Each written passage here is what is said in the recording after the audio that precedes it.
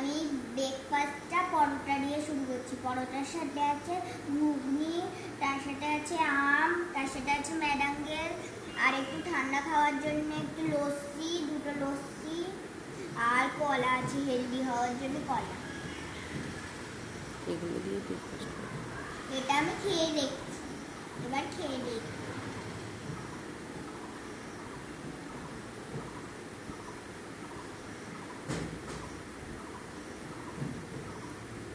Tasty,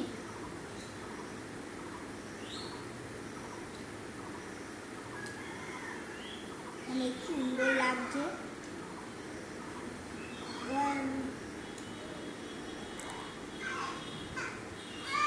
এটা খেয়ে দেখাচ্ছে ম্যাডাঙ্গেল।